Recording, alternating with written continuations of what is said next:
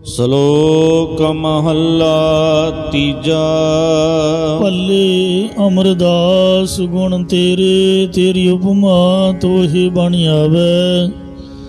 ਤੀਜੇ ਪਾਤਸ਼ਾਹ ਧੰਨ ਸਤਿਗੁਰੂ ਸ੍ਰੀ ਗੁਰੂ ਅਮਰਦਾਸ ਸਾਹਿਬ ਜੀ ਮਹਾਰਾਜ ਪਵਿੱਤਰ ਭਾਵਨ ਸ਼ਲੋਕ ਉਚਾਰਨ ਕਰ ਰਹੇ ਹਨ, ਜੋ ਮਾਰੂ ਦੀ ਵਾਰ ਦਾ 16ਵਾਂ ਸ਼ਲੋਕ ਹੈ। ਮਨ ਮੁਖਾ ਵਾਪਰੈ ਸਾਰ ਨਾ ਜਾਣਨੀ। ਸੋ ਗੁਰੂ ਤੋਂ ਬੇਮੁਖ ਪੁਰਖਾਂ ਨੇ ਤਨ ਮਨ ਧਨ ਦੇ ਕੇ ਪਰਮੇਸ਼ਰ ਦੇ ਨਾਮ ਦੇ ਵਪਾਰ ਦੀ ਖਬਰ ਨੂੰ ਨਹੀਂ ਜਾਣਨੀ। ਅਣਾਣਾ ਪਹਿਲਾਂ ਨਾ ਬਾਅਦ ਵਿੱਚ ਜਾਣਨੀ ਨਹੀਂ ਜਾਣਨਾ ਕੀਤੀ ਹੈ। ਵੇਖਾਵੇ ਹਾਜ ਹੈ ਉਹ ਜਹ ਰੂਪ ਮਾਇਆ ਨੂੰ ਖਰੀਦਦੇ ਹਨ। ਵੇਖ ਸੰਗ੍ਰਹ ਹੈ ਅਤੇ ਜ਼ਹਿਰੂ ਮਾਇਆ ਨੂੰ ਹੀ ਇਕੱਤਰ ਕਰਦੇ ਹਨ।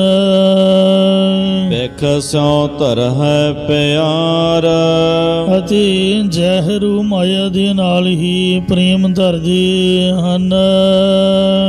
ਬਾਰਹੁ ਪੰਡਤ ਸਦਾਏ ਦੇ। ਉਹ ਬਾਹਰੋਂ ਸਰੀਰ ਕਰਕੇ ਗੱਲਾਂ ਬਾਤਾਂ ਕਰਕੇ ਆਪਣੇ ਆਪ ਨੂੰ ਵਿਦਵਾਨ ਸਦਾਉਂਦੇ ਹਨ। ਮਨਹੁ ਮੂਰਖ ਗਾਵਾਰ। ਪਰ ਮਨ ਵਿੱਚੋਂ ਬੁੱਧੀ ਰਹਿਤ ਬੇਸਮਝ ਹਨ, ਜਾਂ ਮੂਰਖਾਂ ਤੋਂ ਵੀ ਵੱਡੇ ਮੂਰਖ ਹਨ। ਹਰਿ ਸਿਉ ਚਿਤ ਨਾ ਲਾਇਨੀ। ਉਹ ਹਰੀ ਪਰਮੇਸ਼ਰ ਦੇ ਨਾਲ ਆਪਣੇ ਮਨ ਦੀ ਬਿਰਤੀ ਲਾਉਣਾ ਨਹੀਂ ਕਰਦੇ। ਵਾਦੀ ਧਰਨ ਪਿਆਰ। ਸਗੋਂ ਵਿਅਰਥ ਝਗੜਿਆਂ ਵਿੱਚ ਹੀ ਪ੍ਰੇਮ ਧਰਦੇ ਹਨ। ਵਾਦਾ ਕੀਆ ਕਰਨ ਕਹਾਣੀਆਂ। ਉਹ ਜਿਹੜੀਆਂ ਕਥਾ ਕਹਾਣੀਆਂ ਕਰਦੇ ਨੇ ਉਹ ਝਗੜਿਆਂ ਦੀਆਂ ਹੀ ਕਰਦੇ ਨੇ। ਜਿਵੇਂ ਅੱਜ ਕੱਲ੍ਹ ਦੇ ਜਿਹੜੇ ਪ੍ਰਚਾਰਕ ਨੇ ਉਹ ਬੜੇ ਸਿਆਣੇ ਮੰਨਦੇ ਨੇ ਆਪਣੇ ਆਪ ਨੂੰ, ਕੋਈ ਨਾ ਕੋਈ ਉਹਨਾਂ ਨੇ ਝਗੜਾ ਖੜੀ ਕਰੀ ਰੱਖਣਾ ਕਿ ਸਾਡੀ ਯੂਟਿਊਬ 'ਤੇ ਫੇਸਬੁੱਕ 'ਤੇ ਮਸ਼ਹੂਰੀ ਹੋਵੇ। ਐਸੇ ਲੋਕ ਪੰਡਤ ਸਦਾਉਂਦੇ, ਵਿਦਵਾਨ ਸਦਾਉਂਦੇ। ਪੰਡਤ ਦਾ ਅੱਜ ਕੱਲ੍ਹ ਇਸ ਤਰ੍ਹਾਂ ਦੇ ਕੋਈ ਦਿਖਦੇ ਨਹੀਂ। ਸਾਡੀ ਕੈਟਾਗਰੀ ਵੱਧ ਤੋਂ ਵੱਧ ਝਗੜਿਆਂ ਦੇ ਵਿੱਚ ਮਸ਼ਰੂਖ ਹੈ। ਮਹਾਰਾਜ ਦੀ ਬਾਣੀ ਦਾ ਨਿਤਨੇਮ ਕੋਈ ਨਹੀਂ, ਬਾਣੀ ਦੀ ਵਿਆਖਿਆ, ਬਾਣੀ ਦੇ ਅਰਥ ਵਿਚਾਰ, ਪ੍ਰੇਮਾ ਭਗਤੀ ਸ਼ਰਧਾ ਭਾਵਨਾ ਕੋਈ ਨਹੀਂ। ਕੇਵਲ ਮਸ਼ਹੂਰੀ ਵਾਸਤੇ ਝੂਠ ਬੋਲਣਾ, ਝਗੜਿਆਂ ਵਾਲੀਆਂ ਕਹਾਣੀਆਂ ਕਰੀ ਜਾਣੀਆਂ, ਕੋਈ ਨਾ ਕੋਈ ਇਹੋ ਜਿਹੀ ਗੱਲ ਕਰ ਦੇਣੀ ਜਿਸ ਨਾਲ ਪੰਥ ਵਿੱਚ ਵਾਦ ਵਿਵਾਦ ਖੜਾ ਹੋਵੇ। ਕੂੜ ਬੋਲ ਕਰਹਿ ਆਹਾਰ। ਅਤੇ ਉਹ ਝੂਠ ਬੋਲ ਕਰਕੇ ਹੀ ਭੋਜਨ ਖਾਣਾ ਕਰਦੇ, ਭਾਵ ਝੂਠ ਬੋਲਣਾ ਹੀ ਉਹਨਾਂ ਦੀ ਖੁਰਾਕ ਹੈ। ਜਗ ਮਹਿ ਰਾਮ ਨਾਮ ਹਰ ਨਿਰਮਲਾ। ਹੇ ਭਾਈ, ਇਸ ਸੰਸਾਰ ਵਿੱਚ ਕੇਵਲ ਰਮੇ ਹੋਏ ਹਰੀ ਪਰਮੇਸ਼ਰ ਦਾ ਨਾਮ ਹੀ ਉਜਲ ਹੈ ਜਾਂ ਉਜਲ ਕਰਨ ਵਾਲਾ ਹੈ। ਹੋਰ ਮੈਲਾ ਸਭ ਆਕਾਰ। ਹੋਰ ਸਾਰਾ ਆਕਾਰ ਵਾਲਾ ਸੰਸਾਰ ਮੈਲਾ ਹੈ। ਮੈਲਾ ਹਰ ਕੇ ਨਾਮ ਬਿਨ ਜੀਓ। ਨਾਨਕ ਨਾਮ ਨਾ ਚੇਤਨੀ। ਸਤਿਗੁਰੂ ਸਾਹਿਬ ਜੀ ਕਥਨ ਕਰਦੇ ਨੇ ਕਿ ਜੋ ਮਨੁੱਖ ਪਰਮੇਸ਼ਰ ਦਾ ਨਾਮ ਚੇਤੇ ਨਹੀਂ ਕਰਦੇ, ਹੋਏ ਮੈਲੇ ਮਰਹਿ ਗਵਾਰ। ਉਹ ਮੂਰਖ ਮਨੁੱਖ ਪਾਪਾਂ ਦੀ ਮੈਲ ਦੇ ਸਹਿਤ ਹੋ ਕੇ ਮਰਦੇ ਨੇ ਜਾਂ ਮਰਨਗੇ। ਮਹੱਲਾ ਤੀਜਾ। ਤੀਜੇ ਪਾਤਸ਼ਾਹ ਸਤਿਗੁਰੂ ਅਮਰਦਾਸ ਸਾਹਿਬ ਜੀ ਮਹਾਰਾਜ ਫਰਮਾਉਂਦੇ ਨੇ, ਦੁੱਖ ਲੱਗਾ ਬਿਨ ਸੇਵਿਆ। ਗੁਰਾਂ ਦੀ ਟਹਿਲ ਕੀਤੀ ਤੋਂ ਬਿਨਾਂ ਜਾਂ ਪਰਮੇਸ਼ਰ ਨੂੰ ਸੇਵਨ ਸਿਮਰਨ ਤੋਂ ਬਿਨਾਂ ਜੀਵਾਂ ਨੂੰ ਜੰਮਣ ਮਰਨ ਦਾ ਦੁੱਖ ਲੱਗਾ ਰਹਿੰਦਾ ਹੈ। ਹੁਕਮ ਮੰਨੇ ਦੁਖ ਜਾਏ, ਜੇਕਰ ਕੋਈ ਪਰਮੇਸ਼ਰ ਦੇ ਹੁਕਮ ਨੂੰ ਮੰਨੇ, ਗੁਰਾਂ ਕੀ ਟਹਿਲ ਕਰੇ ਜਾਂ ਵਾਹਿਗੁਰੂ ਨੂੰ ਸਿਮਰਨ ਕਰੇ, ਤਾਂ ਉਸ ਦਾ ਦੁੱਖ ਕਸ਼ਟ ਚਲਿਆ ਜਾਂਦਾ ਹੈ। ਆਪੇ ਦਾਤਾ ਸੁਖਾਂ ਦਾ, ਪਰਮੇਸ਼ਰ ਆਪ ਹੀ ਸੁੱਖਾਂ ਦਾ ਦਾਤਾ ਹੈ। ਸਰਬ ਸੁੱਖਾਂ ਦਾ ਦਾਤਾ ਸਤਿਗੁਰ ਤਾ ਕੀ ਸਰਨੀ ਬਾਈਐ। ਆਪੇ ਦੇ ਸਜਾਏ, ਫਿਰ ਆਪ ਹੀ ਮੰਦ ਕਰਮਾਂ ਵਾਲਿਆਂ ਨੂੰ ਸਜ਼ਾ ਦਿੰਦਾ ਹੈ। ਨਾਨਕੇ ਵੈ ਜਾਣੀਐ, ਸਤਿਗੁਰੂ ਮਹਾਰਾਜ ਸਾਹਿਬ ਜੀ ਕਥਨ ਕਰਦੇ ਨੇ ਕਿ ਹੇ ਭਾਈ ਇੰਜ ਜਾਣੀਏ, ਸਭ ਕੇ ਸਤ ਸਰ ਜਾਏ, ਕਿ ਸਭ ਕੁਝ ਤਿਸ ਪਰਮੇਸ਼ਰ ਦੀ ਰਜ਼ਾ ਵਿੱਚ ਹੀ ਹੋ ਰਿਹਾ ਹੈ। ਪੌੜੀ ਤੀਜੇ ਪਾਤਸ਼ਾਹ ਧੰਨ ਸਤਿਗੁਰੂ ਅਮਰਦਾਸ ਸਾਹਿਬ ਜੀ ਉਚਾਰ ਰਹੇ ਹਨ। ਹਰ ਨਾਮ ਬਿਨਾ ਜਗਤ ਹੈ ਨਿਰਧਨ, ਹੇ ਭਾਈ ਹਰੀ ਪਰਮੇਸ਼ਰ ਦੇ ਨਾਮ ਰੂਪ ਧਨ ਤੋਂ ਬਿਨਾ ਸਾਰਾ ਸੰਸਾਰ ਹੀ ਕੰਗਾਲ ਹੈ, ਗਰੀਬ ਹੈ, ਧਨ ਤੋਂ ਬਿਨਾ ਹੈ। ਬਿਨ ਨਾਵੈ ਤ੍ਰਿਪਤ ਨਾਹੀ, ਪਰਮੇਸ਼ਰ ਦੇ ਨਾਮ ਤੋਂ ਬਿਨਾ ਕਿਸੇ ਦੀ ਵੀ ਤ੍ਰਿਪਤੀ ਨਹੀਂ ਹੁੰਦੀ। ਦੂਜੈ ਪਰਮ ਭੁਲਾਇਆ, ਜੀਵ ਦਵੈਤ ਭਾਵ ਕਰਕੇ ਜਾਂ ਦੂਸਰੇ ਪਦਾਰਥਾਂ ਮਾਇਆ ਦੇ ਭਰਮ ਦਾ ਭੁਲਾਇਆ ਹੋਇਆ ਹੈ। ਹਉਮੈ ਦੁਖ ਪਾਹੀ, ਅਤੇ ਹੰਗਤਾ ਕਰਕੇ ਦੁੱਖ ਪਾਉਣਾ ਕਰਦਾ ਹੈ। ਬਿਨ ਕਰਮਾ ਕਿਛੂ ਨਾ ਪਾਈਐ, ਸੋ ਪਾਸ਼ਾ ਫਰਮਾਉਂਦੇ ਨੇ ਇਹ ਬਹੁਤ ਲੋਚਾਹੀ, ਜੇਕਰ ਜੀਵ ਬਹੁਤ ਜ਼ਿਆਦਾ ਚਾਹਣਾ ਵੀ ਕਰੇ ਤਾਂ ਵੀ ਗੁਰਾਂ ਦੀ ਕਿਰਪਾ ਨਿਸ਼ਕਾਮ ਕਰਮਾਂ ਨੂੰ ਕੀਤਿਆਂ ਤੋਂ ਬਿਨਾਂ ਕੁਝ ਵੀ ਨਹੀਂ ਪਾ ਸਕਦਾ। ਆਵੈ ਜਾਏ ਜੰਮੈ ਮਾਰੈ, ਇਸ ਕਰਕੇ ਜੀਵ ਸੰਸਾਰ ਵਿੱਚ ਆਉਂਦਾ ਜਾਂਦਾ ਹੈ, ਜੰਮਦਾ ਮਰਦਾ ਰਹਿੰਦਾ ਹੈ।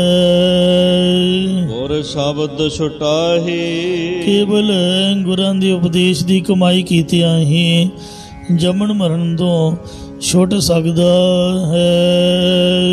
ਆਪ ਕਰੈ ਕਿਸ ਆਖੀਐ, ਗੁਰਮੁਖਾਂ ਦੀ ਐਸੀ ਦ੍ਰਿਸ਼ਟੀ ਹੈ ਕਿ ਉਹ ਪਰਮੇਸ਼ਰ ਸਭ ਕੁਝ ਆਪ ਹੀ ਕਰਦਾ ਹੈ।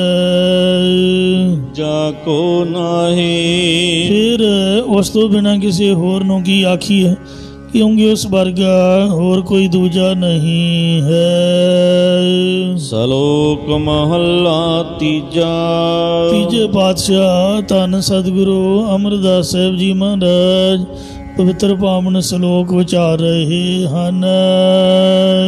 ਇਸ ਜਗ ਮਹਿ ਸੰਤੇ ਧਨ ਖਟਿਆ, ਹੇ ਭਾਈ ਇਹ ਸੰਸਾਰ ਵਿੱਚ ਉਹਨਾਂ ਸੰਤ ਜਨਾਂ ਨੇ ਪਰਮੇਸ਼ਰ ਦੇ ਨਾਮ ਰੂਪ ਧਨ ਨੂੰ ਕਮਾਉਣਾ ਕੀਤਾ ਹੈ। ਜਿਨ ਸਤ ਗੁਰ ਮਿਲਿਆ ਪ੍ਰਭ ਆਏ, ਜਿਨ੍ਹਾਂ ਨੂੰ ਪਰਮੇਸ਼ਰ ਸਤਿਗੁਰੂ ਰੂਪ ਦੇ ਵਿੱਚ ਆ ਕੇ ਮਿਲ ਪਿਆ ਹੈ। ਸਤ ਗੁਰ ਸਚ ਦ੍ਰਿੜਾਇਆ, ਕਿਉਂਕਿ ਸਤਿਗੁਰਾਂ ਨੇ ਉਹਨਾਂ ਸੰਤ ਜਨਾਂ ਦੇ ਹਿਰਦੇ ਅੰਦਰ ਸੱਚਾ ਨਾਮ ਦ੍ਰਿੜ ਪਰਪੱਕ ਕਰਵਾਇਆ ਹੈ। ਇਸ ਧਨ ਕੀ ਕੀਮਤ ਕਹੀਂ ਨਾ ਜਾਏ, ਇਸ ਨਾਮ ਰੂਪ ਧਨ ਦੀ ਕੋਈ ਵੀ ਕੀਮਤ ਕਹੀ ਆਖੀ ਨਹੀਂ ਜਾ ਸਕਦੀ। ਭਾਵ ਇਹ ਨਾਮ ਅਮੋਲਕ ਬੇਕੀਮਤ ਹੈ।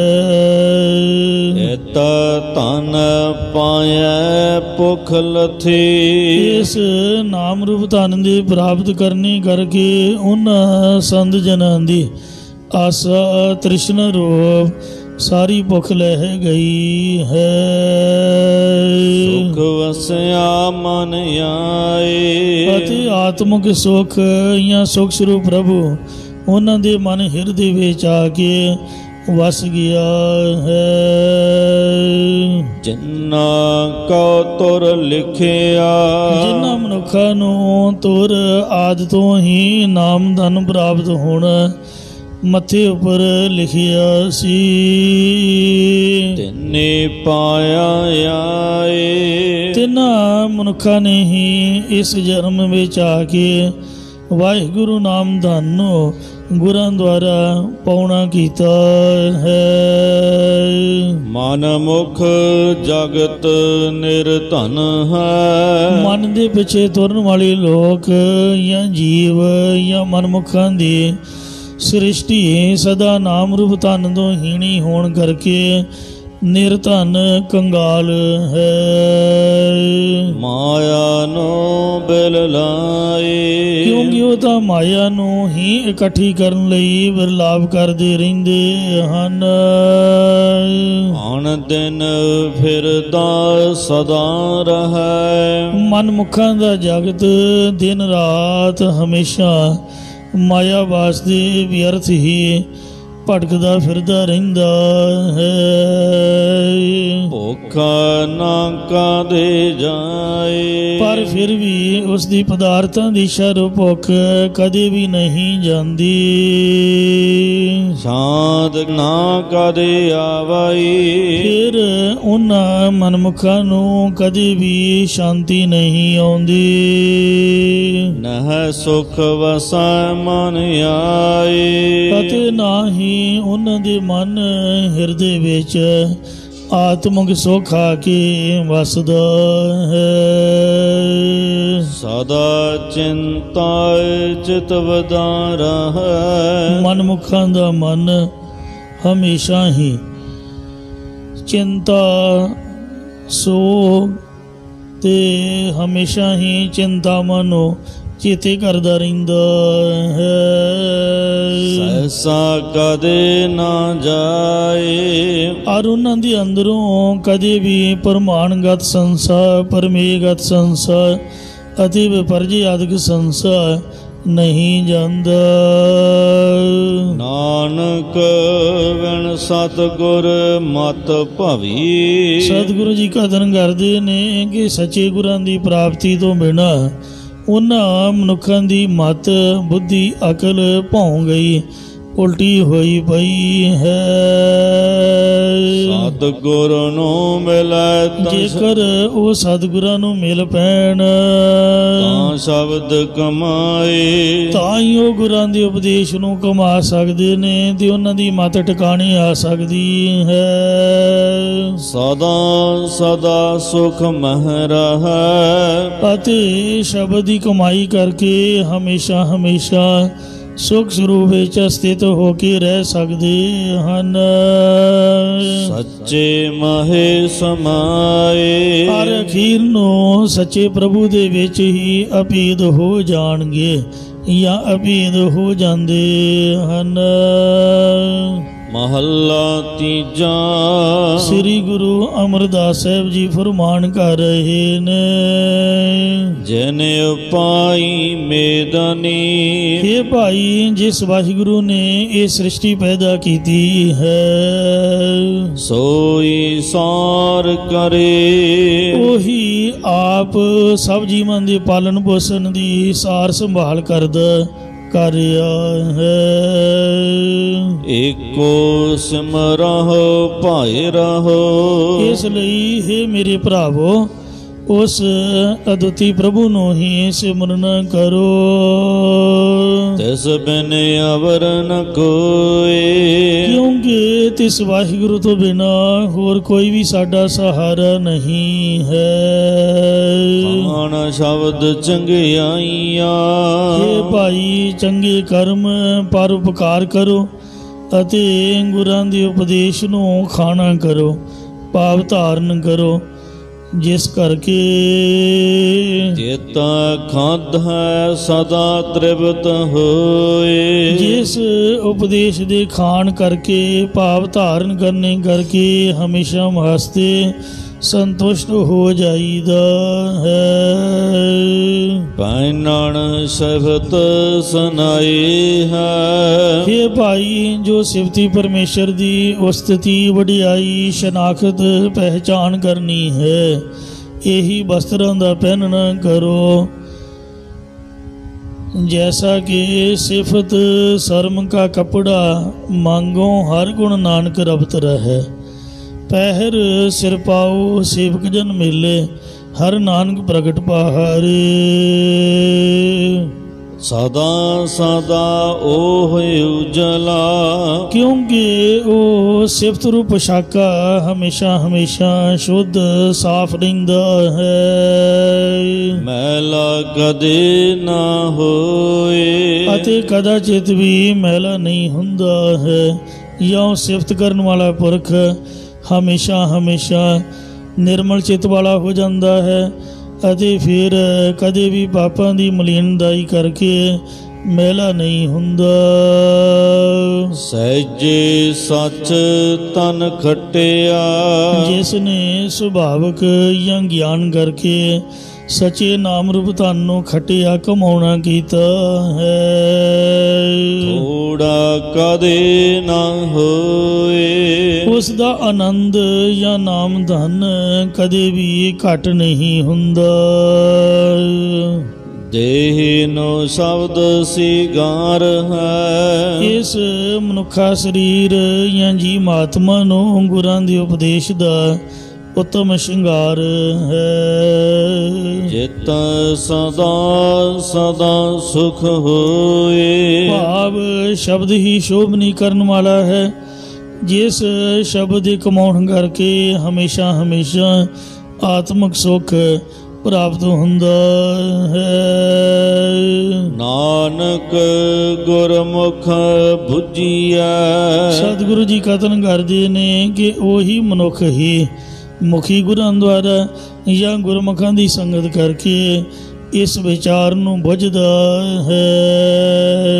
ਜਿਸ ਨੂੰ ਆਪ ਵਿਖਾਲੇ ਸੋਏ, ਜਿਸ ਨੂੰ ਪਰਮੇਸ਼ਰ ਆਪ ਆਪਣਾ ਸਰੂਪ ਵਿਖਾਲਣਾ ਕਰਦਾ ਹੈ। ਪੌੜੀ ਤੀਜੇ ਪਾਤਸ਼ਾਹ ਜੀ ਉਚਾਰ ਰਹੇ ਹਨ।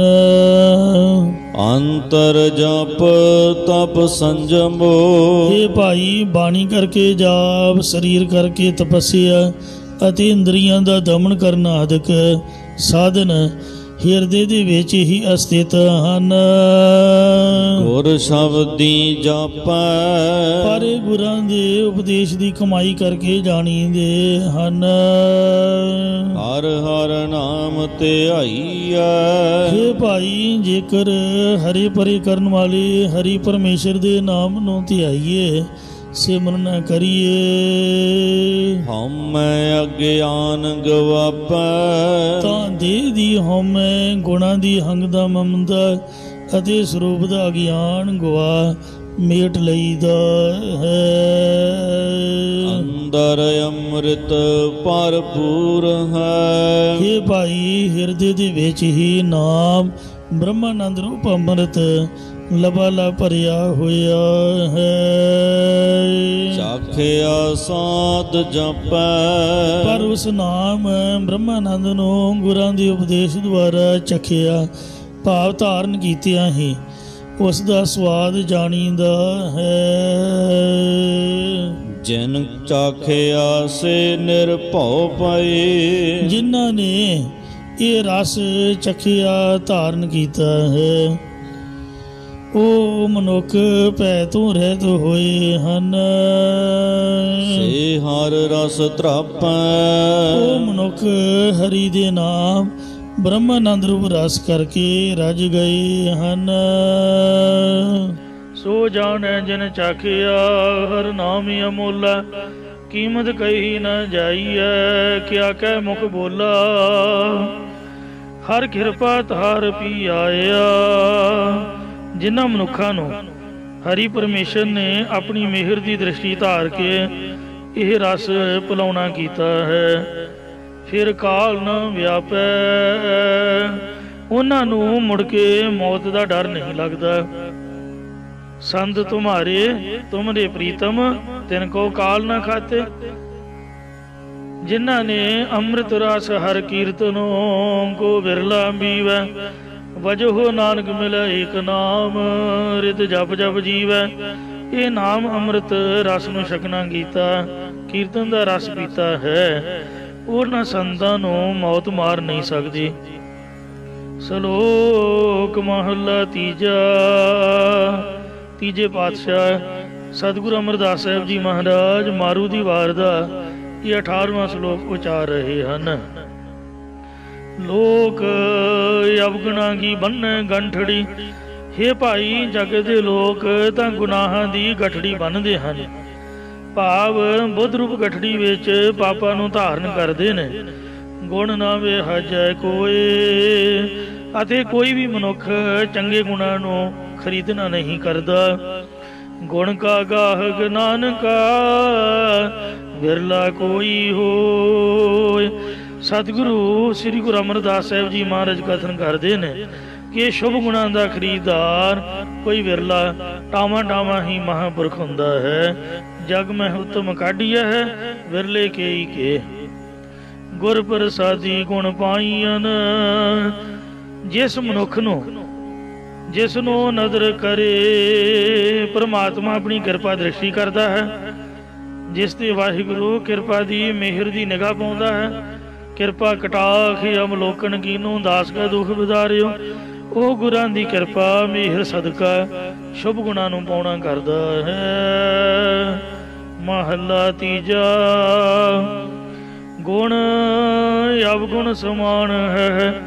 ਗੁਰਮੁਖਾਂ ਦੀ ਦ੍ਰਿਸ਼ਟੀ ਵਿੱਚ ਗੁਣ ਮਤਲਬ ਪੁੰਨ ਤੇ ਅਵਗੁਣ ਮਤਲਬ ਪਾਪ ਇੱਕ ਬਰਾਬਰ ਹੀ ਹਨ। ਕਿਉਂ? ਜੇ ਆਪ ਕੀਤੇ ਕਰਤਾਰ, ਜਿਹੜੇ ਕਰਤਾ ਪੁਰਖ ਨੇ ਆਪ ਸੰਸਾਰ ਵਿੱਚ ਪ੍ਰਵਿਰਤ ਕੀਤੇ ਹੋਏ ਨੇ, ਇਸੇ ਪ੍ਰਕਾਰ ਗੁਣ ਅਵਗੁਣ ਸਮਾਨ ਹੈ। ਜਿਹੜੇ ਮਨੁੱਖ ਜੇ ਆਪ ਕੀਤੇ ਕਰਤਾਰ, ਕਰਤਾ ਪੁਰਖ ਨੇ ਆਪਣੇ ਦਾਸ ਬਣਾਉਣਾ ਕੀਤੇ ਨੇ, ਜਿਹੜੇ ਉਹਨਾਂ ਦੀ ਦ੍ਰਿਸ਼ਟੀ ਵਿੱਚ ਗੁਣ ਅਤੇ ਅਵਗੁਣ ਇੱਕ ਬਰਾਬਰ, ਭਾਵ ਉਹ ਸਮਝਦੇ ਨੇ ਕਿ ਦੋਵੇਂ ਹੀ ਬੰਧਨ ਰੂਪ ਨੇ। ਅਰਥਾਤ ਜਿਵੇਂ ਕਿਸੇ ਰਾਜੇ ਨੂੰ ਸੋਨੇ ਦੀਆਂ ਬੇੜੀਆਂ ਪਾ ਕੇ ਕੈਦ ਕੀਤਾ ਹੋਵੇ ਅਤੇ ਕਿਸੇ ਚੋਰ ਨੂੰ ਲੋਹੇ ਦੀਆਂ ਬੇੜੀਆਂ ਪਾ ਕੇ ਕੈਦ ਕੀਤਾ ਹੋਵੇ, ਉਹ ਦੋਵੇਂ ਕੈਦੀ ਨੇ ਅਤੇ ਸਜ਼ਾ ਵੀ ਬਰਾਬਰ ਹੀ ਭੋਗਦੇ ਨੇ। ਇਸੇ ਪ੍ਰਕਾਰ ਗੁਣ ਪਾਪ ਪੁੰਨ ਕਰਮਾਂ ਕਰਕੇ ਸਵਰਗ ਦੀ ਪ੍ਰਾਪਤੀ ਹੁੰਦੀ ਹੈ ਅਤੇ ਅਵਗੁਣ ਭਾਵ ਪਾਪ ਕਰਮਾਂ ਕਰਕੇ ਨਰਕ ਦੀ ਪ੍ਰਾਪਤੀ ਹੁੰਦੀ ਹੈ। ਜਦੋਂ ਪੁੰਨ ਕਰਮੀ ਦੇ ਪੁੰਨ ਨਾਸ਼ ਹੋ ਜਾਂਦੇ ਨੇ, ਤਦੋਂ ਫਿਰ ਸੰਸਾਰ ਦੀਆਂ ਜੂਨਾਂ 'ਚ ਭਟਕਦਾ ਰਹਿੰਦਾ ਹੈ। ਇਹ ਨਿਸ਼ਚਾ ਕਰਕੇ ਗੁਰਮੁਖ ਜਨ ਪਾਪ ਅਤੇ ਪੁੰਨ ਵਿੱਚ ਇੱਕ ਸਮਾਨ ਦ੍ਰਿਸ਼ਟੀ ਰੱਖਦੇ ਹੋਏ ਆਪ ਨਿਰਲੇਪ ਰਹਿੰਦੇ ਹਨ। ਇਸੇ ਪ੍ਰਕਾਰ ਗੁਣ ਅਵਗੁਣ ਸਮਾਨ ਹੈ। ਗੁਰਮੁਖ ਸਮਾਨ ਬਿਰਤੀ ਵਿੱਚ ਰਹਿੰਦੇ ਹਨ। ਜੇਕਰ ਉਹਨਾਂ ਉੱਪਰ ਕੋਈ ਗੁਣ ਉਪਕਾਰ ਕਰੀ ਜਾਵੇ ਤਾਂ ਉਹਨੂੰ ਵਾਰ ਨਹੀਂ ਦਿੰਦੇ, ਅਤੇ ਜੇਕਰ ਕੋਈ ਉਹਨਾਂ ਉੱਪਰ ਅਵਗੁਣ ਭਾਵ ਬੁਰਾ ਭਲਾ ਕਹੀ ਜਾਵੇ ਤਾਂ ਉਸ ਨੂੰ ਸਰਾਪ ਨਹੀਂ ਦਿੰਦੇ। ਉਹ ਸਮਝਦੇ ਨੇ ਕਿ ਜੇ ਆਪ ਕੀਤੇ ਕਰਤਾਰ। ਇਹ ਜਿਹੜੇ ਚੰਗੇ ਮੰਦੇ ਸੁਭਾਅ ਵਾਲੇ ਜੀਵ ਨੇ, ਕਰਤਾ ਪੁਰਖ ਨੇ ਆਪ ਹੀ ਪੈਦਾ ਕੀਤੇ ਹਨ। ਨਾਨਕ ਹੁਕਮ ਮੰਨਿਆ ਸੁਖ ਪਾਈਐ। ਸਤਿਗੁਰੂ ਸਾਹਿਬ ਜੀ ਕਥਨ ਕਰਦੇ ਨੇ ਕਿ ਗੁਰ ਸ਼ਬਦੀ ਵਿਚਾਰ। ਗੁਰਾਂ ਦੇ ਉਪਦੇਸ਼ ਦੀ ਵਿਚਾਰ ਦੁਆਰਾ ਪਰਮੇਸ਼ਰ ਦੇ ਹੁਕਮ ਨੂੰ ਮੰਨਣ ਕਰਕੇ ਆਤਮਿਕ ਸੁਖ ਜਾਂ ਸੁਖ ਸਰੂਪ ਪ੍ਰਭੂ ਨੂੰ ਪਾ ਲਈਦਾ ਹੈ। ਪੌੜੀ ਤੀਜੇ ਪਾਤਸ਼ਾਹ ਸਤਿਗੁਰੂ ਅਮਰਦਾਸ ਸਾਹਿਬ ਜੀ ਉਚਾਰ ਰਹੇ ਹਨ। ਅੰਦਰ ਰਾਜਾ ਤਖਤ ਹੈ, ਹਿਰਦੇ ਰੂਪ ਸਿੰਘਾਸਨ ਦੇ ਵਿੱਚ ਰਾਜਾ ਰੂਪ ਪਰਮਾਤਮਾ ਆਪ ਹੀ ਆਸੁਰੀ ਅਤੇ ਦੇਵੀ ਸੰਪਦਾ ਦਾ ਨਿਰਣਾ ਕਰਨ ਰੂਪ ਇਨਸਾਫ ਕਰਦਾ ਹੈ।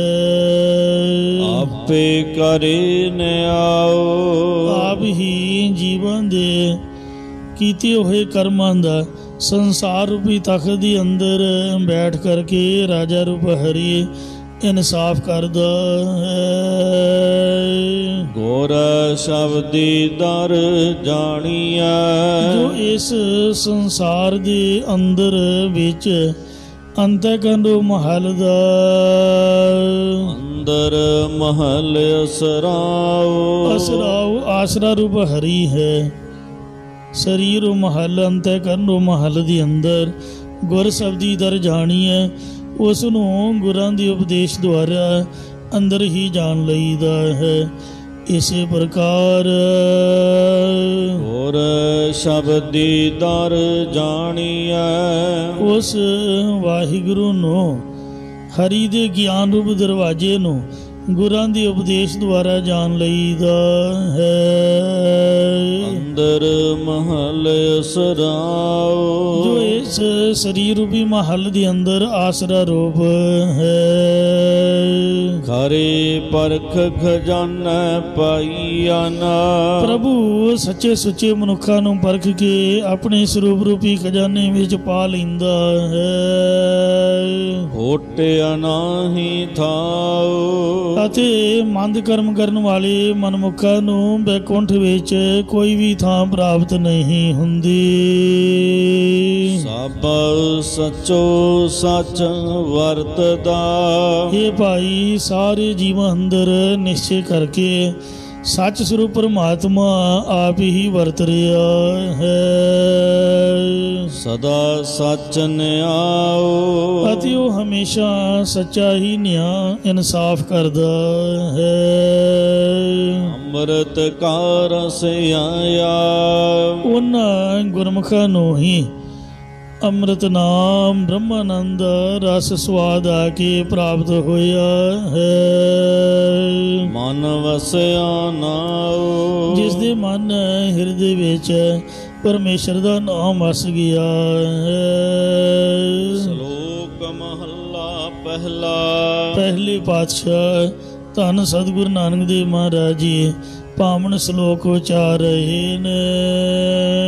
ਹਉ ਮੈਂ ਕਰੀ ਤਾਂ ਤੂੰ ਨਾਹੀ, ਸਤਿਗੁਰੂ ਜੀ ਇਸ ਪਾਵਨ ਸ਼ਲੋਕ ਵਿੱਚ ਜਗਿਆਸੂ ਵੱਲੋਂ ਪ੍ਰਭੂ ਅੱਗੇ ਪ੍ਰਾਰਥਨਾ ਰੂਪ ਵਿੱਚ ਉਪਦੇਸ਼ ਦੇ ਰਹੇ ਨੇ ਕਿ ਇੰਜ ਬੇਨਤੀ ਕਰੀਏ, ਹੇ ਪਰਮਾਤਮਾ, ਜਦੋਂ ਅਸੀਂ ਹੰਗਤਾ ਮਮਤਾ ਕਰਦੇ ਹਾਂ ਤਦੋਂ ਤੂੰ ਸਾਖਿਆਤ ਨਹੀਂ ਹੁੰਦਾ ਹੈ। ਤੂੰ ਹੋਵਹਿ ਹਉ ਨਾਹੀ, ਤੇ ਜਦ ਤੂੰ ਸਖਿਆਤ ਪ੍ਰਾਪਤ ਹੋ ਜਾਂਦਾ ਹੈ ਤਾਂ ਇਹ ਹੰਗਤਾ ਮਮਤਾ ਨਹੀਂ ਰਹਿੰਦੀ। ਜਬ ਹਮ ਹੋਤੇ ਤਬ ਤੁਮ ਨਾਹੀ, ਅਬ ਤੁਮ ਹੋ ਹਮ ਨਾਹੀ, ਅਬ ਹਮ ਤੁਮ ਏਕ ਭਏ ਹੈ, ਏਕੈ ਦੇਖਤ ਮਨ ਪਤੀ ਆਈ। ਬੂਝਾ ਗਿਆਨੀ ਬੂਝਣਾ, ਸੋ ਮਹਾਰਾਜ ਕਹਿੰਦੇ, ਹੇ ਗਿਆਨੀ ਜਨੋ, ਸਤਿਗੁਰਾਂ ਦੇ ਦੁਆਰਾ ਇਸ ਸਮਝ ਨੂੰ ਸਮਝਣਾ ਕਰੋ। ਇਹ ਕਥ ਕਥਾ ਮਨ ਮਾਹੇ, ਆਪਣੇ ਮਨ ਹਿਰਦੇ ਵਿੱਚ ਇਸ ਕਥਨ ਤੋਂ ਰਹਿਤ ਅਵਸਥਾ ਦੀ ਕਥਾ ਨੂੰ ਸਮਝ ਕੇ ਗਿਆਨਵਾਨ ਸਤਿਗੁਰਾਂ ਦੁਆਰਾ ਪੁੱਛਣਾ ਕਰੋ। ਇਸੇ ਪ੍ਰਕਾਰ ਬੂਝਾ ਗਿਆਨੀ ਬੂਝਣਾ, ਹੇ ਗਿਆਨਵਾਨ ਪੁਰਖੋ, ਇਸ ਪੁੱਛਦੇ ਤਾਈਂ ਗੁਰਾਂ ਤੋਂ ਪੁੱਛੋ ਸਮਝੋ।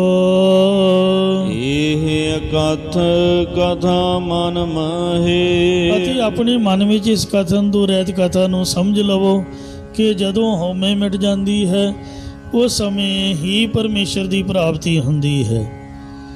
जिस समय पीर बुद्धू शाह अपने 700 मुरीदां नाल श्री गुरु गोबिंद सिंह साहब जी दे दर्शनां नूं आया, तदों अंदर हंगता दी महल करके सोचिया कि जेकर मैं सतगुरां दे चरनां पर नमस्कार करदा तां मेरे मुरीद नाराज होणगे, क्योंकि मुसलमान मरनी मर जाण पर किसी पैरां ते नहीं चुकदे। आपां हरेक दे गोड्डी हत्थ लाई जांदे आ, हरेक नूं मत्था टेकी जांदे आ, पर जिहड़ा मुसलमान बंदा है किसी मड़ी कबर ते भी नहीं वो मत्था टेकदा। मड़ियां कबरां नूं साडे लोग ही मनदे ने, वो तां तुसीं मसीत विच वेखो कोई फोटो भी नहीं हुंदी, दसो कोई हुंदी?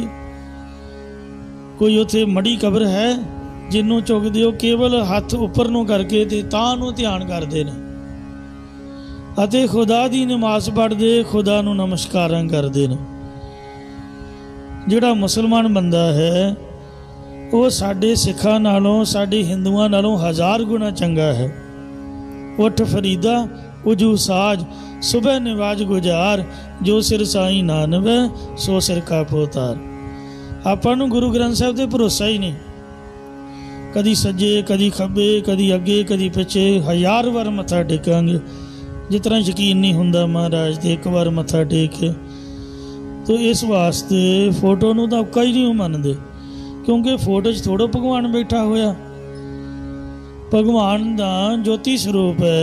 फरीदा खालक खलक में खलक वसै रब माहे, मंदा किस नूं आखी है जां तिस बिन कोई ना है। वो तां मेरे वर्गे ने चित्र चित्रण करके विच रंग भरे ने, ते उन्हों ही हथ लाई जाना, मत्था टेकी जाना, ये कोई बहुत ही वड्डी सियाणप नहीं है। इसलिए वो जिहड़ा पीर बुद्धू शाह सीगा, उहदे मन विच हंगता आई कि मेरे मुरीद नाराज होणगे कि साडे पीर नूं अजे खुदा की प्राप्ति नहीं हुई, जिस करके झुक गए ने। तदों पीर जी ने अपने हथ अगे वधाए ते गुरु जी ने भी पीर जी के सत्कार नूं बरकरार रखदिआं पोले चाहे हथ अगे कर दिते, दोवें हथ। फिर झिझकते हुए ने सतगुरु जी नूं प्रश्न किया कि महाराज खुदा दा किवें पाउणा है? तां गुरु जी ने कहा कि पीर जी जिवें दिन ते रात ने। पीर जी ने कहा कि महाराज दिन ते रात दा खुदा की प्राप्ति नाल की संबंध है, तुसीं आप ही समझाउणा करो। तां गुरु जी ने कहा हे पीर जी, जदों रात हुंदी है उस समय दिन नहीं हुंदा, ते जदों दिन हुंदा है उस समय रात नहीं हुंदी। बस इसे प्रकार जदों तक जीव दे हिरदे रूप आकाश विच अविद्या दी रात, उदों तक दिन की तरह परमेश्वर की सिखियातता नहीं है, ते जदों परमेश्वर की सिखियातता हो जाती है उस समय अविद्या की रात नहीं रहिंदी। जह ज्ञान प्रगास अज्ञान मिटंत। ये सुन के पीर जी निमरता च आ गया, ते गुरु गोबिंद सिंह दा ब्रह्म रब रूप ने गुरां दे चरनां नाल लिपट गया, ते बोल चाल वल्लों चुप ही हो गया भी जो मरीद कहन सो कही जान। उन्हां दी ऐसी मस्ती दी अवस्था हो गई जो किसी नूं कथन करके दस नहीं सके।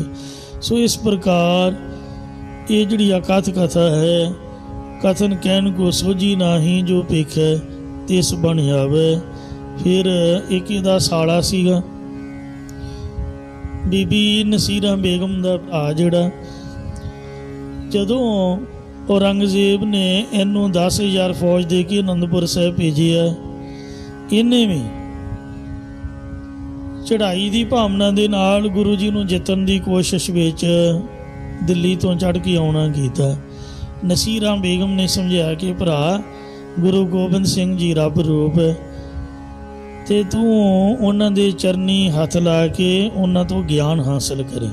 गुरुआं पीरां दे शास्त्र नहीं चलाई दे। इन्हें सोचिया मना जी मैं सीधा जाके महाराज नूं मत्था टेकिया, मेरे नाल दे कहणगे कि चंगा ये जरनैल है, ये कायर बन गया, मेरी बदनामी करनगे। जे गुरु जी अंदर जामी ने तां जंग च दर्शन देन। फिर इनू जंग च महाराज ने तैयार पर तैयार हो के दर्शन देते। आख्या चल वार कर। कहन लगा महाराज तुसीं मैनू वार करन जोगा छड्डिया ही नहीं, चरनी ढह पिया। पातशाह कहंदे उठ तू वार कर, कायर क्यों बनया होया? ਤੈਨੂੰ ਯੁੱਧ ਕਰਨ ਲਈ ਭੇਜਿਆ ਮੁਸਲਮਾਨਾਂ ਨੇ, ਔਰੰਗਜ਼ੇਬ ਨੇ? ਕਹਿੰਦਾ ਜੀ ਨਹੀਂ, ਮੇਰੀ ਭੈਣ ਨੇ ਮੈਨੂੰ ਸਮਝਾਇਆ ਤੁਸੀਂ ਬ੍ਰਹਮ ਰੂਪ ਹੋ ਤੇ ਸੱਚਮੁੱਚ ਨਾਨਕ ਨਦਰੀ ਨਦਰ ਨਿਹਾਲ। ਮੈਂ ਆਪਦੀ ਕਿਰਪਾ ਦੀ ਕਟਾਸ਼ ਪਾ ਕੇ ਨਿਹਾਲ ਹੋ ਗਿਆ ਜੀ, ਮੇਰੇ ਤੇ ਕਿਰਪਾ ਕਰੋ। ਮਹਾਰਾਜ ਨੇ ਉਹਦੇ ਸਿਰ ਤੇ ਹੱਥ ਰੱਖ ਕੇ ਉਹਦੇ ਕਪਾਟ ਖੋਲ ਦਿੱਤੇ। ਇੰਜ ਸਾਧ ਸੰਗਤ ਜੀ ਉਹਦੇ ਤੇ ਵੀ ਕਿਰਪਾ ਹੋਈ। ਸੋ ਇੰਜ ਪਾਤਸ਼ਾਹ ਜੀ ਜਿਹਦੇ ਤੇ ਪਿਆਰ ਭਰੀ ਨਿਗਾਹ ਪਾ ਦਿੰਦੇ ਨੇ, ਉਹਨੂੰ ਬ੍ਰਹਮ ਗਿਆਨ ਦਾ ਚਾਨਣ ਬਖਸ਼ ਕੇ ਉਹਦੇ ਅੰਦਰੋਂ ਹੰਗਤਾ ਦੀ ਮੈਲ ਦੂਰ ਕਰ ਦਿੰਦੇ ਨੇ। ਜਿਵੇਂ ਇੱਕ ਮੁਸਲਮਾਨ ਨੇ ਗੁਰੂ ਜੀ ਨੂੰ ਛੋਟੀ ਉਮਰੇ ਕੁਝੀਆਂ ਅੱਗੇ ਕਰਕੇ ਤੇ ਪੁੱਛਿਆ ਸੀ ਵੀ ਤੁਸੀਂ ਮੁਸਲਮਾਨਾਂ ਦੇ ਹੋ ਕਿ ਜਾਂ ਹਿੰਦੂਆਂ ਦੇ ਹੋ। ਗੁਰੂ ਜੀ ਨੇ ਦੋਨਾਂ ਕੁਝੀਆਂ 'ਤੇ ਹੱਥ ਰੱਖ ਕੇ ਇਹ ਜਣਾਇਆ ਸੀ ਕਿ ਅਸੀਂ ਦੋਨਾਂ ਧਰਮਾਂ ਦੇ ਰੱਖਿਅਕ ਹੋਵਾਂਗੇ, ਜ਼ੁਲਮ ਦੇ ਵਿਰੋਧ ਵਿੱਚ ਹੋਵਾਂਗੇ। ਉਹ ਵੀ ਮੁਸਲਮਾਨ ਪੀਰ ਠਸਕੇ ਦਾ ਰਹਿਣ ਵਾਲਾ, ਉਹ ਵੀ ਨਿਹਾਲ ਹੋਇਆ ਸੀਗਾ। ਇਸ ਵਾਸਤੇ ਜਦ ਵੀ ਗੁਰੂ ਜੀ ਦੇ ਚਰਨਾਂ ਵਿੱਚ ਆਉਣਾ ਹੈ ਤਾਂ ਆਪਦੀ ਹੰਗਤਾ ਨੂੰ ਪਾਸੇ ਕਰਕੇ ਨਿਮਰਤਾ ਦੇ ਵਿੱਚ ਆਉਣਾ ਹੈ। ਬਿਨ ਗੁਰ ਤਤ ਨਾ ਪਾਈਆ, ਗੁਰਾਂ ਤੋਂ ਬਿਨਾ ਉਸ ਵਾਸਤਵ ਸਰੂਪ ਜਾਂ ਤਤਪਦ ਦੇ ਲੱਖ ਅਰਥ ਨੂੰ ਨਹੀਂ ਪਾ ਸਕੀਦਾ। ਅਲਖ ਵਸੈ ਸਭ ਮਾਹੇ, ਜੋ ਲਖਣ ਤੋਂ ਰਹਿਤ ਪਰਮਾਤਮਾ ਉਹ ਸਾਰਿਆਂ ਦੇ ਹਿਰਦਿਆਂ ਵਿੱਚ ਹੀ ਵਸ ਰਿਹਾ ਹੈ। ਸਤਿਗੁਰ ਮਿਲੈ ਤਾਂ ਜਾਣੀਐ, ਜੇਕਰ ਸਤਿਗੁਰੂ ਸਾਹਿਬ ਜੀ ਮਿਲ ਪੈਣ ਤਾਂ ਹੀ ਇਹ ਜਾਣੀਦਾ ਹੈ ਕਿ ਜਾਂ ਸ਼ਬਦ ਵਸੈ ਮਨ ਮਾਹੇ। ਜਦ ਗੁਰਾਂ ਦਾ ਉਪਦੇਸ਼ ਹਿਰਦੇ 'ਚ ਵਸ ਜਾਂਦਾ ਤਦੋਂ ਹੀ ਤਤ ਸਰੂਪ ਨੂੰ ਪਾਈਦਾ ਹੈ। ਆਪ ਗਿਆ ਬ੍ਰਹਮ ਭਉ ਗਿਆ, ਜਿਸ ਮਨੁੱਖ ਦਾ ਆਪਾ ਭਾਵ ਹੰਕਾਰ ਚਲਿਆ ਗਿਆ ਹੈ ਉਸ ਦਾ 5 ਪ੍ਰਕਾਰ ਦਾ ਭਰਮ, 7 ਪ੍ਰਕਾਰ ਦਾ ਡਰ ਵੀ ਚਲਿਆ ਗਿਆ ਹੈ। ਜਨਮ ਮਰਨ ਦੁਖ ਜਾਏ, ਅਤੇ ਉਸ ਦਾ ਜੰਮਣ ਮਰਨ ਦਾ ਦੁੱਖ ਵੀ ਚਲਿਆ ਜਾਂਦਾ ਹੈ। ਗੁਰਮਤਿ ਅਲਖ ਲਖਾਈਐ, ਗੁਰੂ ਜੀ ਦੀ ਸਿੱਖਿਆ ਦੁਆਰਾ ਲਖਣ ਤੋਂ ਰਹਿਤ ਸਰੂਪ ਨੂੰ ਜਨਾ ਦਿੰਦੇ ਨੇ ਮਹਾਰਾਜ।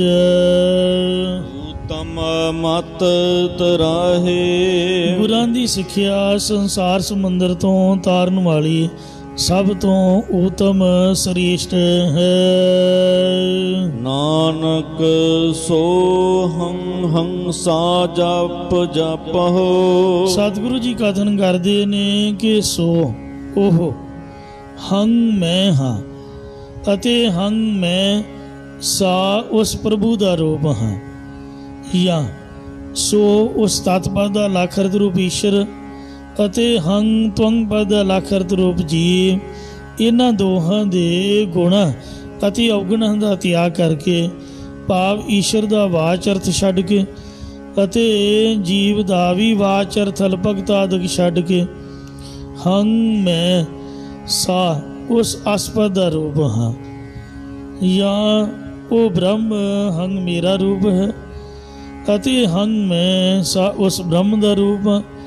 ਐਸਾ ਅਪੇਦ ਨਿਸ਼ਚੈ ਰੂਪ ਜਾਪ ਨੂੰ ਜਪਨਾ ਕਰੋ। ਤਰੇ ਭਵਨ ਤਿਸਾ ਸਮਾਹੇ, ਅਤੇ ਇਸ ਤਰ੍ਹਾਂ ਜਾਣੋ ਕਿ ਤਿੰਨੇ ਲੋਕ ਉਸੇ ਬ੍ਰਹਮ ਵਿੱਚ ਹੀ ਸਮਾਏ ਹੋਏ ਨੇ। ਤੂੰ ਸਦਾ ਸਲਾਮਤ ਨਿਰੰਕਾਰ, ਤਾਂ ਲੋਕੀ ਦੇ ਜੀਵ ਉਸੇ ਵਿੱਚ ਹੀ ਸਮਾਉਂਦੇ ਹਨ। ਇੱਕ ਨਗਰ ਵਿੱਚ ਕੋਈ ਰਾਜਾ ਰਹਿੰਦਾ ਸੀ। ਉਸ ਦੇ ਮਨ ਵਿੱਚ ਥੋੜ੍ਹਾ ਜਿਹਾ ਵੈਰਾਗ ਹੋ ਗਿਆ। ਤਦੋਂ ਉਹਨੇ ਸੋਚਿਆ ਕਿ ਜਿਹੜਾ ਕੋਈ ਪਹਿਲਾ ਮਹਾਤਮਾ ਮਿਲ ਪਵੇਗਾ ਮੈਂ ਉਸ ਕੋਲੋਂ ਉਪਦੇਸ਼ ਲੈ ਕੇ ਕਮਾਈ ਕਰਾਂਗਾ। ਇਹ ਵਿਚਾਰ ਕੇ ਉਹ ਇਕੱਲਾ ਹੀ ਜੰਗਲ ਵੱਲ ਨੂੰ ਤੁਰ ਪਿਆ। ਕੁਝ ਕੁ ਦੂਰੀ 'ਤੇ ਉਸਨੇ ਕਿਸੇ ਮਹਾਤਮਾ ਦੀ ਕੁਟੀਆ ਵੇਖੀ। ਉਹ ਰਾਜਾ ਉਸ ਕੁਟੀਆ ਦੇ ਪਾਸ ਗਿਆ। ਉੱਥੇ ਬੈਠੇ ਮਨੁੱਖ ਨੂੰ ਮਹਾਤਮਾ ਸਮਝ ਕੇ 2 ਹੀਰੇ ਭੇਟਾ ਕੀਤੇ ਅਤੇ ਨਾਲ ਹੀ ਚਰਨਾਂ 'ਤੇ ਨਮਸਕਾਰ ਕਰ ਦਿੱਤੀ ਅਤੇ ਉਪਦੇਸ਼ ਦੀ ਵੀ ਯਾਚਨਾ ਕੀਤੀ। ਉਸ ਮਨੁੱਖ ਨੇ ਜਿਸ ਨੂੰ ਉਪਦੇਸ਼ ਬਾਰੇ ਆਪ ਵੀ ਪਤਾ ਨਹੀਂ ਸੀ, ਹੀਰਿਆਂ ਦੇ ਲਾਲਚ ਕਾਰਨ ਰਾਜੇ ਨੂੰ ਕਿਸੇ ਤੋਂ ਸੁਣਿਆ ਹੋਇਆ ਸੋਹੰਗ ਦਾ ਜਾਪ ਦੇ ਦਿੱਤਾ ਕਿ ਰਾਜਾ ਸੋਹੰਗ ਸੋਹੰਗ ਜਪਿਆ ਕਰ। ਰਾਜੇ ਨੇ ਉਸ ਮੰਤਰ ਦੇ ਅਰਥ ਪੁੱਛੇ ਤਾਂ ਉਸ ਘਬਰਾਏ ਹੋਏ ਮਨੁੱਖ ਨੇ ਇਹ ਕਿਹਾ ਕਿ ਲਾਲ ਬਸਤਰਾਂ ਵਾਲੀ ਦੇਵੀ ਪਹਾੜਾਂ ਤੇ ਬੈਠੀ ਛੋਲੇ ਚੱਬਦੀ ਹੈ। ਉਹੀ ਬੋਲ ਦਿੱਤਾ। ਸੋਹੰਗ ਦਾ ਮਤਲਬ ਉਹਨੇ ਦੱਸਿਆ ਕਿ ਲਾਲ ਬਸਤਰਾਂ ਵਾਲੀ ਦੇਵੀ ਪਹਾੜਾਂ ਤੇ ਬੈਠੀ ਛੋਲੇ ਚੱਬਦੀ ਹੈ। ਇਹੀ ਇਸ ਮੰਤਰ ਦਾ ਅਰਥ ਹੈ। ਰਾਜੇ ਨੇ ਉਹੀ ਸਹੀ ਮੰਨ ਲਿਆ ਅਤੇ ਆਪਣੇ ਮਹਿਲਾਂ ਵਿੱਚ ਆ ਕੇ ਸੋਹੰਗ ਪਦ ਦਾ ਜਾਪ ਕਰਨ ਲੱਗ ਪਿਆ। ਤੇ ਉਹ ਪਖੰਡੀ ਮਨੁੱਖ 2 ਹੀਰੇ ਲੈ ਕੇ ਕਿਧਰੇ ਦੂਰ ਚਲਾ ਗਿਆ। ਰਾਜੇ ਦੇ ਪਾਸ ਜੋ ਵੀ ਕੋਈ ਵਿਦਵਾਨ ਜਾਂ ਮਹਾਤਮਾ ਆਵੇ ਉਸ ਕੋਲੋਂ ਇਹ ਸੋਹੰਗ ਪਦ ਦੇ ਅਰਥ ਪੁੱਛੇ, ਤਦੋਂ ਸਾਰੀ ਇਹੀ ਅਰਥ ਕਰਨ ਕਿ ਸੋ ਤਤਪਦ ਅਲਖਰਤ ਰੂਪ ਜੋ ਪਰਮਾਤਮਾ ਹੈ, ਉਹ ਹੰਗ ਤਵੰਗ ਪਦ ਅਲਖਰਤ ਰੂਪ ਜੀਵ ਆਤਮਾ ਮੈਂ ਹੂੰ। ਇਹ ਸੁਣ ਕੇ ਰਾਜਾ ਸਭ ਨੂੰ ਕੈਦ ਵਿੱਚ ਪਾਈ ਜਾਵੇ।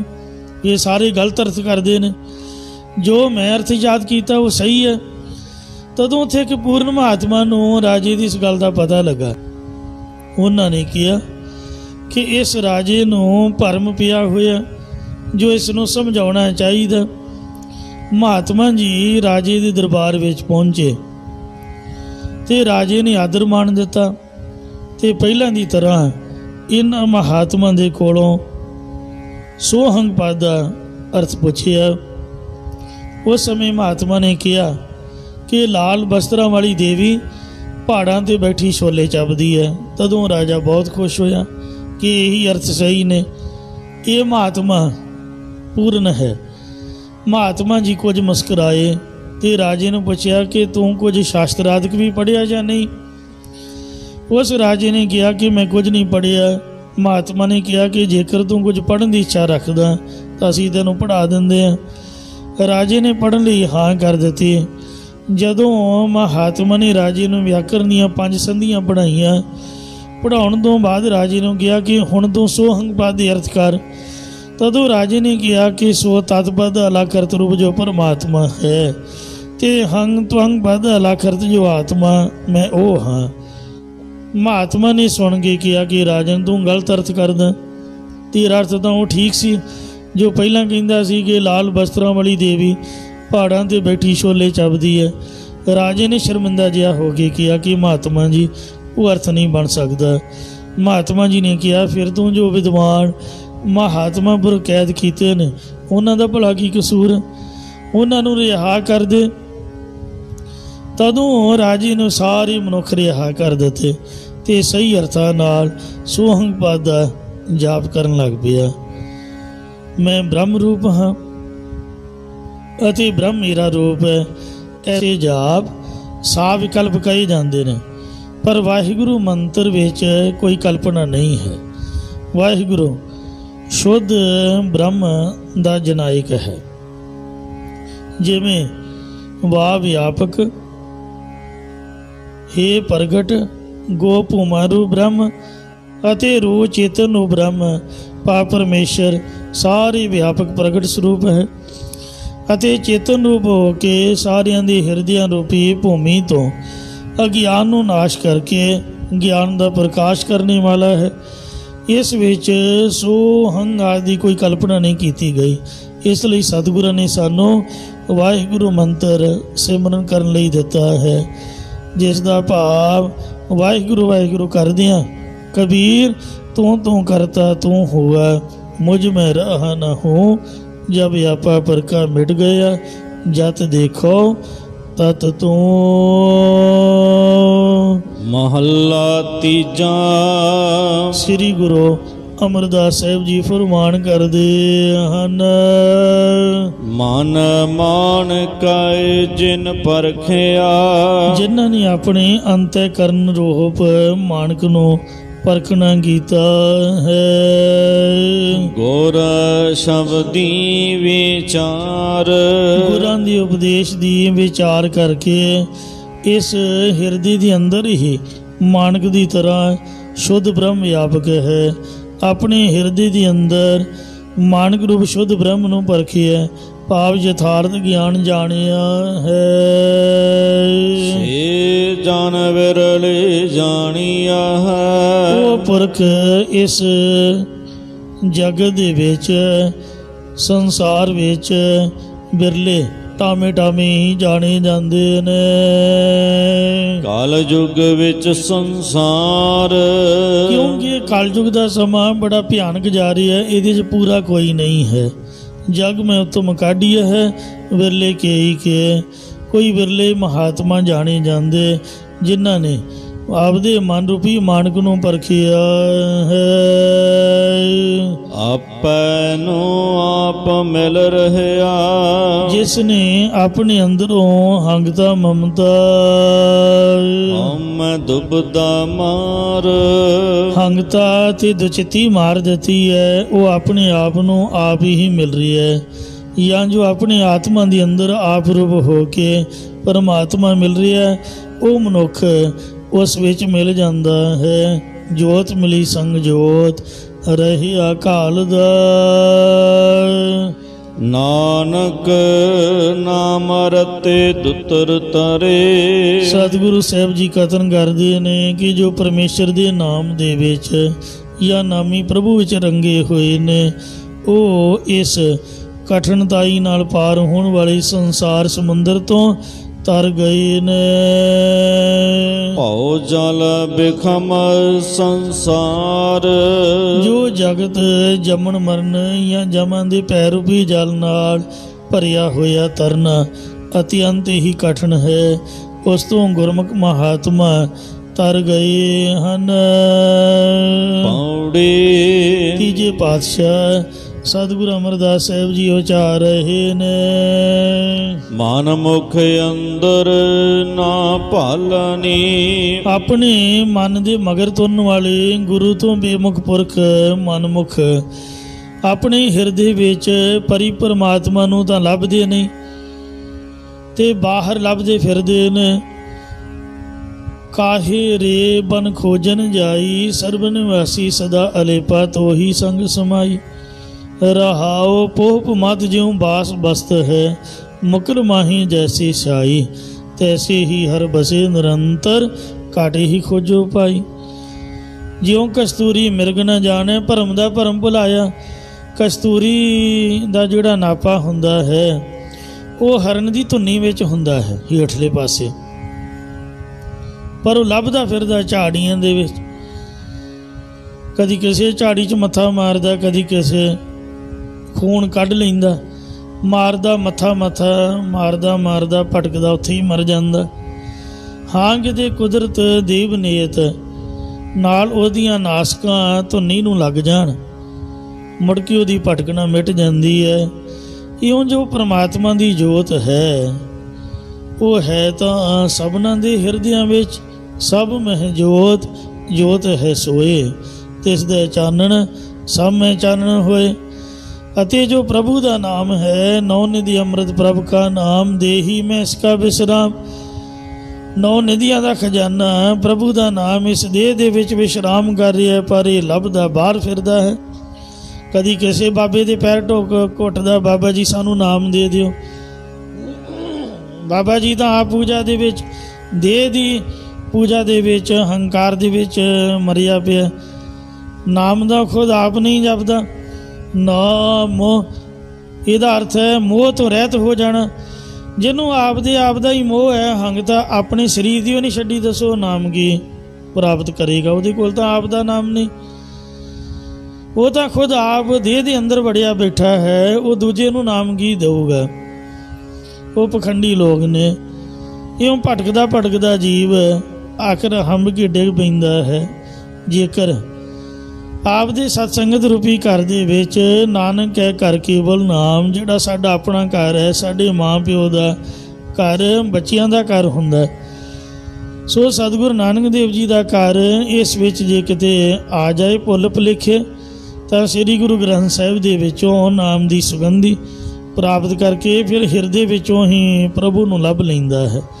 ਫਿਰ ਬਾਹਰ ਢੂੰਡਣ ਦੇ ਹਾਰ ਭਰੇ, ਗੁਰ ਘਰ ਹੀ ਮਾਹੇ ਦਿਖਾਇਆ। ਤਾਂ ਬਾਹਰ ਲੱਭਣ ਤੋਂ ਫਿਰ ਥੱਕ ਗਏ ਤੇ ਗੁਰੂ ਜੀ ਨੇ ਘਰ ਦੇ ਵਿੱਚ ਹੀ ਹਿਰਦੇ ਕਮਲ ਮੈਂ ਹਰ ਕਾ ਬਾਸ, ਹਿਰਦੇ ਰੂਪੀ ਘਰ ਦੇ ਵਿੱਚ ਹੀ ਦਰਸ਼ਨ ਕਰਵਾ ਦਿੱਤੇ। ਜਿਵੇਂ ਭੱਟਾਂ ਨੂੰ ਮਹਾਰਾਜ ਜੀ ਨੇ ਬਖਸ਼ਿਸ਼ ਕੀਤੀ, ਉਹਨਾਂ ਨੇ ਬੇਨਤੀ ਕੀਤੀ ਕਿ ਮਹਾਰਾਜ ਅਸੀਂ 1 ਸਾਲ ਭਟਕਦੇ ਰਹੇ, ਕਦੀ ਕਿਸੇ ਸਾਧ ਦੇ ਡੇਰੇ, ਕਦੀ ਕਿਸੇ ਸਾਧ ਦੇ ਡੇਰੇ, ਰਹਿਓ ਸੰਤ ਹੋਂ ਡੋਲ, ਸਾਧ ਬਹੁ ਤੇਰੇ ਡਿਠੇ, ਸਨਿਆਸੀ ਤਪਸੀਐ ਮੁਖੋਂ ਪੰਡਤ ਮਿੱਠੇ, ਬਰਸੇ ਕਹੋਂ ਫਿਰਿਓ ਕਿਨੇ ਨਹੁ ਪਰਚੋ ਲਾਇਓ, कहते कहती सुनी रहत को खुशी न आयो, हर नाम छोड़ दूजै लगे, तिनके गुण हों क्या कहो, गुर दइए मिलायो भिखिया, जिव तू रखै तिव रहो। धन्ने भगत ने वेखो खूह ते बैठिया ही रब नूं पा लिया, किसी मंदिर 'च जाके टल नहीं खड़काया, किते कच्ची लस्सी ना शिव लिंग नूं नवाया नहीं, किते गंगा नहाउण नहीं गया, किते किसी की पूजा नहीं की, कोई किसी किस्म नाल पखंड नहीं किया, सिर्फ खूह ते बैठिया रब रब किया। ते महाराज उन्होंने आप दे घर बैठिया ही मिल पिया। इसलिए पातशाह जी का हुक्म है, हिरदे नाम वसायो, घर बैठे गुरु ते आयो। मुठे अहं मते, जिहड़े मनमुख ने वो अंदर तां वाहिगुरू नूं लभदे नहीं, ते हंकार दे विच मस्त होए होए विकारां करके लुटे गए ने, हंकार वाली बुद्धि दे विच ही लुटे गए हन। चार कुंडा भव थके, वो चार दिशावां उत्तर पूरब पश्चिम दक्षिण विच माया वास्ते भौं भौं के थक गए ने। अंदर तिख तते, अते हिरदे विचों तृष्णा करके सड़े रहिंदे ने, या रसां गसां दी तृष्णा लगी रहिंदी है, अते क्रोध आदि विकारां करके तते भाव दुखी रहिंदे हन। सिमरत सासत ना सोधनी, 27 सिमरतियां 6 शास्त्र भाव ज्ञान आदि धार्म पुस्तकां नूं गौ नाल विचारदे नहीं, खोजदे नहीं हन। मन मुख वे गुत्ते, क्यों वो मनमुख मनुख मनमुखताई करके खराब हो रहे ने। मैं ना मानू वाली गल जिद फड़ी हुई है, किसी किताब नूं किसी धार्मिक ग्रंथ नूं नहीं मनदे, कोई गुरु पीर दी वो साधना नहीं करदे। बैन गुर किन ना पायो, सच्चे गुरु तो बिना अज तक किसी ने भी रब नूं नहीं पाया। मनमुखा ने तो भला की पाउणा है। श्री गुरु अमरदास जी वेखो 72 साल की उम्र तक उं ही भटकते रहे। फिर पंडित ने आखिया कि तुसी इन्नी उम्र निगुरिया ने गवा दी, मैं तो नहीं तुहाडे घर रहना, मेरा तो सारा जप तप तुसी खूह च पा दिता। सतगुर बाझों गुर ने कोई निगुरे का है, नाऊ बुरा निगुरे पुरख दा कहंदे नाम ही लेना बुरा। महाराज दे आप दे बचन। अद्धी रात नूं 10:30 बजे उठ के भज तुरिया। महाराज ने बड़ा उहदे पैर पुर घुट्टे भी पंडित जी रात तां रह पाओ, हुण जो हो गया सो तां हो गया, रात तां सौना ही है। कहंदे नहीं बस मैं होर घाटा नहीं खा सकदा। फिर सतगुरु जी नूं नींद कित्थे आउणी सी, सारी रात जाके लंघाई अरदास करदे रहे कि महाराज तूं तां अंतरजामी सब कुछ जानदा, मैनूं खुद आप मिल, हुण मैनूं की पता तूं कित्थे है। तो धन श्री गुरु अंगद देव जी महाराज ने अरदास सुनी अरदास स्वामी मेरे सर्ब कला बनियाई, प्रगट भई सगले जोगी अंतर गुरु नानक की वडियाई। बैठे अरदासां कर रहे सन कि कन्नां विच जपजी साहिब दा पाठ पिया।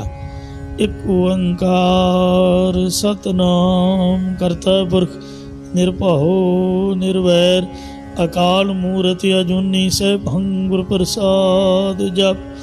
आद सच जुगाद सच है भी सच, नानक होसी भी सच। जद बंदा दुखी होवे तां बाणी चंगी बड़ी लगदी है, बहुती मिठी लगदी है, सुख दे विच नहीं आपां नूं सुणदी। एक मेरा मित्र बड़ैल चला गया ते मैनूं कहंदा भी लागों आवाज़ बड़ी सोहनी आउंदी है, किहड़ा गुरुद्वारा है। ਅੱਗੋਂ ਨਾ ਪਿੱਛੋਂ। ਕਹਿੰਦਾ ਜਦ ਬਾਬਾ ਨਿਤਨੇਮ ਕਰਦਾ ਬੜਾ ਸੋਹਣਾ ਲੱਗਦਾ, ਮੈਂ ਨਿਤਨੇਮ ਸਾਰਾ ਹੀ ਸੁਣਦਾ। ਮੈਂ ਕਿਹਾ ਗੁਰਦੁਆਰਾ ਸ੍ਰੀ ਧੰਨਾ ਭਗਤ ਸਾਹਿਬ ਬਿਲਕੁਲ ਬੜੈਲ ਦੇ ਮੁੱਢ ਵਿੱਚ ਹੈ। ਤੇ ਇਸ ਲਈ ਸਾਚੀ ਬਾਣੀ ਮੀਠੀ ਅੰਮ੍ਰਿਤ ਧਾਰ, ਦੁਖੀ ਬੰਦੇ ਦਾ ਮਨ ਵੈਸੇ ਟਿਕਿਆ ਹੁੰਦਾ। ਸਾਧ ਸੰਗ ਜੋ ਤੁਮੇ ਮਿਲਾਇਓ ਤੋ ਸੁਣੀ ਤੁਮਾਰੀ ਬਾਣੀ। ਗੁਰੂ ਜੀ ਜਿਹਨੂੰ ਬਖਸ਼ਣਾ ਹੋਵੇ ਆਪ ਦੀ ਸੰਗਤ ਨਾਲ ਮਿਲਦੇ ਨੇ ਤੇ ਸੰਗਤ ਬਾਣੀ ਸੁਣਾਉਂਦੀ ਹੈ। ਵੇਖਿਆ ਕਿ ਬਾਣੀ ਕੌਣ ਪੜ੍ਹਿਆ? ਬੀਬੀ ਅਮਰੋ ਜੀ, ਗੁਰੂ ਜੀ ਦੀ ਸੋ ਭਤੀਜੇ ਦੀ ਇਸਤਰੀ ਨੌ ਰਾਣੀ ਓਲੇ ਹੋ ਕੇ ਸੁਣਨ ਲੱਗ ਪਏ। ਬਾਣੀ ਸੁਣਦਿਆਂ ਹੋਇਆ ਗੁਰਬਾਣੀ ਸੁਣਦ ਮੇਰਾ ਮਨ ਭੀਨਾ, ਮੇਰਾ ਮਨ ਦਰਵਿਆ, ਮਨ ਭੀਨਾ ਨਿਜ ਘਰ ਆਵੇਗੋ। ਮਨ ਭਿੱਜ ਗਿਆ। ਤੇ ਇੱਕ ਮਾਰੂ ਰਾਗ ਦਾ ਸ਼ਬਦ ਜਦ ਉਹਨੇ ਸਮਾਪਤ ਕੀਤਾ ਸੁਣ ਕੇ ਮਹਾਰਾਜ ਸਾਹਮਣੇ ਆਏ।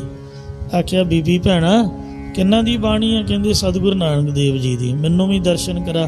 ਕਹਿੰਦੇ ਉਹ ਤਾਂ ਜੋਤੀ ਜੋਤ ਸਮਾ ਗਏ। ਮੇਰੇ ਪਿਤਾ ਜੀ ਹਨ, ਚੱਲ ਮੈਨੂੰ ਨਾਲ ਲੈ ਕੇ ਚੱਲ। ਤੋ ਇੰਜ ਸ੍ਰੀ ਗੁਰੂ ਅੰਗਦ ਦੇਵ ਜੀ ਦੇ ਚਰਨਾਂ ਵਿੱਚ ਆਏ ਤੇ ਗੁਰੂ ਘਰ ਦੇ ਹੀ ਹੋ ਕੇ ਰਹਿ ਗਏ। ਆਖਿਆ ਬੀਬੀ ਘਰਦਿਆਂ ਨੂੰ ਜਾ ਕੇ ਸੁਨੇਹਾ ਦੇ ਦੇਈ ਵੀ ਹੁਣ ਨਹੀਂ ਮੈਂ ਆਉਣਾ, ਮੈਂ ਤਾਂ ਗੁਰੂ ਘਰ ਰਹਿ ਕੇ ਸੇਵਾ ਕਰਾਂਗਾ। ਬਿਨ ਗੁਰ ਕਿਨੈ ਨਾ ਪਾਇਓ, ਗੁਰੂ ਤੋਂ ਬਗੈਰ ਕਿਸੇ ਨੇ ਵੀ ਨਹੀਂ ਪਾਇਆ। ਨਾ ਨਾਮ ਪਾਇਆ, ਨਾ ਬ੍ਰਹਮ ਗਿਆਨ ਪਾਇਆ, ਨਾ ਰੱਬ ਨੂੰ ਪਾਇਆ। ਹਰ ਨਾਮ ਹਰ ਸਤੇ, ਹਰੇ ਪਰੇ ਕਰਨ ਵਾਲੇ ਹਰੀ ਪਰਮੇਸ਼ਰ ਦਾ ਸਤਨਾਮ, ਸਤ ਸਰੂਪ ਦਾ ਨਾਮ ਨਹੀਂ ਪਾਇਆ। ਤਤ ਗਿਆਨ ਵਿਚਾਰਿਆ, ਇਹ ਯਥਾਰਥ ਸਰੂਪ ਦਾ ਗਿਆਨ ਸਤਿਗੁਰਾਂ ਨੇ ਵਿਚਾਰ ਕੇ ਕਥਨ ਕੀਤਾ ਹੈ। ਭਾਈ ਰੇ ਗੁਰ ਬਿਨ ਗਿਆਨ ਨਾ ਹੋਏ, ਪੁੱਛੋ ਬ੍ਰਹਮੇ ਨਾਰਦ ਵੇਦ ਵਿਆਸ ਕੋਏ। ਹਰ ਜਪ ਹਰ ਗਤੇ, ਇਹ ਜੋ ਵੀ ਹਰੀ ਪਰਮੇਸ਼ਰ ਦਾ ਜਾਪ ਕਰਦਾ ਹੈ ਹਰੀ ਪਰਮੇਸ਼ਰ ਉਸ ਦੀ ਕਲਿਆਣ ਕਰ ਦਿੰਦਾ ਹੈ। ਹਰੀ ਦਾ ਜਾਪ ਹਰੇਕ ਦੀ ਗਤੀ ਕਰ ਦਿੰਦਾ ਹੈ। ਖਗ ਤਨ, ਮੀਨ ਤਨ, ਗੱਜ ਤਨ, ਗਰਾਹ ਤਨ ਤੇ ਸਾਧੂ ਸੰਗ ਉਧਾਰੇ ਸਭਨਾਂ ਨੂੰ ਮਹਾਰਾਜ ਨੇ ਤਾਰ ਦਿੱਤਾ। ਭੁੱਲਾਂ ਚੁੱਕਾਂ ਖਿਮਾ ਕਰੋ ਜੀ, ਅੱਗੇ ਤੋਂ ਸਮਤ ਬਖਸ਼ੋ। ਆਓ ਗੁਰੂ ਚਰਨਾਂ 'ਚ ਅਰਦਾਸ ਕਰੀਏ ਕਿ ਸਾਨੂੰ ਵੀ ਨਾਮ ਦਾਨ ਮਿਲੇ। ਕਿਨਕਾ ਏਕ ਜਿਸ ਜੀ ਵਸਾਵੈ, ਤਾਂ ਕਿ ਮਹਿਮਾ ਗਣੀ ਨਾ ਆਵੈ। ਬੀਜ ਮੰਤਰ ਸਰਬ ਕੋ ਗਿਆਨ, ਚੌ ਵਰਨਾ ਮੈਂ ਜਪੈ ਕਉ ਨਾਮ। ਬਿਨ ਗੁਰ ਕਿਨੈ ਨ ਪਾਇਓ, ਹਰ ਨਾਮ ਹਰ ਸਤੇ। ਤਤ ਗਿਆਨ ਵਿਚਾਰਿਆ, ਹਰ ਜਪ ਹਰ ਗਤੇ। ਵਾਹਿਗੁਰੂ ਜੀ ਕਾ ਖਾਲਸਾ, ਵਾਹਿਗੁਰੂ ਜੀ ਕੀ ਫਤਿਹ।